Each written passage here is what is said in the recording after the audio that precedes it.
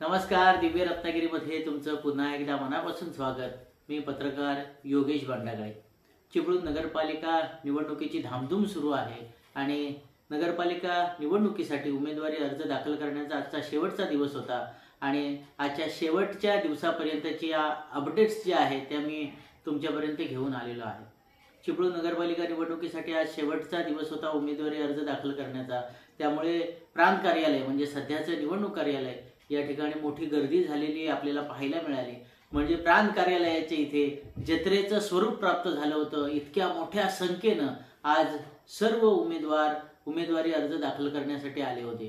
दुपारी 3 वाजेपर्यंत उमेदवारी अर्ज दाखल करण्याची मुदत होती आणि आज 3 वाजेपर्यंत चिपळूण नगर परिषदेसाठी 154 जणांनी उमेदवारी अर्ज दाखल केले. त्यामध्ये नगराध्यक्ष पदासाठी 13 उमेदवारांचे अर्ज दाखल झाले. नगराध्यक्ष पदासाठीचे उमेदवारी अर्ज दाखल झालेत, नगरसेवक पदासाठीचे उमेदवारी अर्ज दाखल झालेत. परंतु अद्यापही अधिकृतपणे महाविकास आघाडी आणि महायुती याबाबतची कसलीही घोषणा झालेली नाही. नगराध्यक्ष पदाचे जे 13 उमेदवारांचे अर्ज दाखल झालेत त्यामध्ये महत्त्वाचे जे उमेदवारी अर्ज दाखल झालेत त्यामध्ये महाविकास आघाडीकडून उद्धव बाळासाहेब ठाकरे शिवसेनेकडून माजी नगरसेवक राजू देवळेकर यांचा उमेदवारी अर्ज दाखल झालाय. काँग्रेसचे लियाकत शहा यांचा उमेदवारी अर्ज दाखल झालाय आणि चिपळूणचे माजी आमदार माजी नगराध्यक्ष रमेशभाई कदम यांनी शरद पवार राष्ट्रवादीकडून उमेदवारी अर्ज दाखल केलाय. भास्करजी जाधव हे उमेदवारी अर्ज दाखल करण्यासाठी जेव्हा पोहोचले, आपल्या मुलीचा उमेदवारी अर्ज दाखल करण्यासाठी पोहोचले, त्यावेळी रमेशभाई कदम तिथे होते, लियाकत शाह तिथे होते. भास्कर शेठ जाधव यांनी सांगितलं की आमच्यासाठी महाविकास आघाडीमध्ये निर्णय घ्यायला फार वेळ लागणार नाही, नगराध्यक्ष पदाचा उमेदवार कोण असेल हे आम्ही ठरवू असं भास्कर शेठ म्हणाले. मात्र अद्यापही अधिकृतपणे महाविकास आघाडीतील कुठल्याही पक्षाच्या कुठल्याही नेत्याने महाविकास आघाडीची अधिकृत घोषणा केलेली नाही. आज उमेदवारी अर्ज दाखल करण्याचा शेवटचा दिवस होता. उद्धव बाळासाहेब ठाकरे शिवसेनेकडून राजू देवळेकर यांनी यापूर्वी उमेदवारी अर्ज दाखल केलाय, परंतु आज ते निवडणूक कार्यालयाच्या त्या परिसरामध्ये होते. पत्रकारांनी आम्ही त्यांना जेव्हा विचारलं तेव्हा त्यांनी स्पष्टपणे सांगितलं की पक्षाच्या आदेशानुसार मी नगराध्यक्ष पदासाठी उमेदवारी अर्ज दाखल केलाय, अद्यापही महाविकास आघाडी झालेली नाही. यावरून हे स्पष्ट होतं की महाविकास आघाडी होणार की नाही होणार हे अद्यापही निश्चित झालेलं नाही. राष्ट्रवादी असेल शरद पवारांची, उद्धव बाळासाहेब ठाकरेंची शिवसेना असेल आणि काँग्रेस असेल, कुठल्या पक्षाला नगराध्यक्षपद मिळेल हे अद्याप ठरलेलं नाही. कुठला पक्ष आपला उमेदवारी अर्ज मागे घेईल, कोणत्या पक्षाचा उमेदवार नगराध्यक्ष पदाचा उमेदवारी अर्ज मागे घेईल हेही अद्याप स्पष्ट झालेलं नाही. दुसरीकडे आपण बघितलं तर महायुतीमध्ये शिंदे गट शिवसेना आहे, भाजप आहे आणि अजित पवारांची राष्ट्रवादी आहे. महायुतीबाबतही अद्याप संभ्रम आहे. अद्यापही महायुतीबाबतची घोषणा झालेली नाही. आज शेवटच्या दिवशी भाजपने उमेदवारी अर्ज नगराध्यक्ष पदासाठी दाखल केलेला नाही, परंतु शिंदे गट शिवसेनेचे उमेश सकपाळ यांनी आपला उमेदवारी अर्ज दाखल केलाय.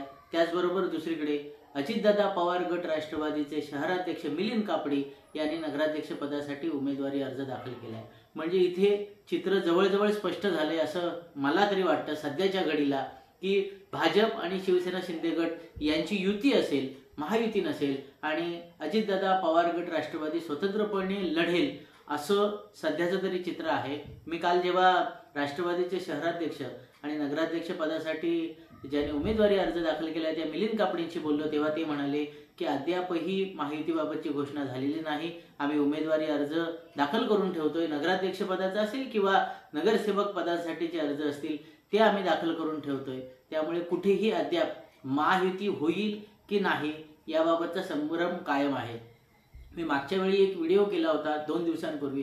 त्यावेळी मी असं म्हटलं होतं की महाविकास आघाडी अजून ठरत नाही, महायुतीचं काही ठरत नाही, उमेदवार कोण आहेत हे कळत नाही, नेमकं चाललंय तरी काय. मी संताप व्यक्त केला होता या सगळ्या ज्या घडामोडी घडत होत्या किंवा उमेदवारी जाहीर करण्यासाठी जो विलंब होत होता त्याबाबत मी नाराजी व्यक्त केली होती. मी तेव्हा बोलणार होतो पण बोललो नाही. सध्याही तीच परिस्थिती आहे की 9 वर्षानंतर निवडणुका होत आहेत. 4 वर्ष स्थानिक स्वराज्य संस्थांवर प्रशासक आहे. पण असं असताना सुद्धा निवडणुका व्हाव्यात म्हणून सगळेच पक्ष आग्रही होते व निवडणुका जाहीर झाल्यानंतर उमेदवार जाहीर करण्यासाठी मात्र फार विलंब लागला. मला तर माझ्या मनात असं काही वेळा असं आलं होतं की निवडणूक आयोगाला विनंती करावी की ह्या उमेदवारांचं कुठल्याही पक्षांचं अद्यापही उमेदवारांबाबतचं काहीच ठरत नाही, त्यामुळे या निवडणुका पुढे ढकलाव्या. पण तसं होणार नाही. निवडणूक आयोगाचा निर्णय आहे, निवडणुका ह्या होणारच आहेत. म्हणूनच आज शेवटच्या दिवसांपर्यंत जरी चित्र स्पष्ट झालं नसलं तरी नगराध्यक्ष पदासाठी, चिपळूण नगरपालिकेच्या नगराध्यक्ष पदासाठी महायुतीकडून शिंदेगड शिवसेनेचे उमेश सकपाळ आणि अजितदादा पवार गट राष्ट्रवादीकडून मिलिंद कापडी यांचे उमेदवारी अर्ज दाखल झाले. तर महाविकास आघाडीमधून तिन्ही पक्षांचे उमेदवारी अर्ज दाखल झालेत. मी मगाशी सांगितल्याप्रमाणे शरद पवारांची राष्ट्रवादी, रमेशभाई कदम काँग्रेस, लियाकत शाह आणि उद्धव बाळासाहेब ठाकरे शिवसेनेकडून राजू देवळेकर यांचा उमेदवारी अर्ज दाखल झालेला आहे. भाजप पहिल्या सुरुवातीच्या टप्प्यात भाजपने 8 उमेदवारांचे अर्ज दाखल केले होते. आज पुन्हा माझ्या माहितीप्रमाणे 7 उमेदवारांचे अर्ज दाखल झालेत. म्हणजे जवळपास 15 उमेदवारांचे अर्ज भाजपने दाखल केलेत. शिंदेगड शिवसेनेकडून मात्र 8 ते 9 जागांवरच उमेदवारी अर्ज दाखल केल्याची माहिती मिळते. म्हणजे एकंदरीत भाजप आणि शिवसेना शिंदेगड यांची युती होण्याची शक्यता आहे. मात्र अजितदादा पवार गट राष्ट्रवादी असेल तर तिकडून नगराध्यक्षपदासाठी मिलिंद कापडी इच्छुक आहेत आणि अन्य अनेक उमेदवारांनी अर्ज दाखल केलेत. त्यामुळे या सगळ्या गोंधळात अद्यापही महायुती आणि महाविकास आघाडी हा संभ्रम कायम आहे. त्यात वेगवेगळ्या राजकीय घडामोडी घडत आहेत.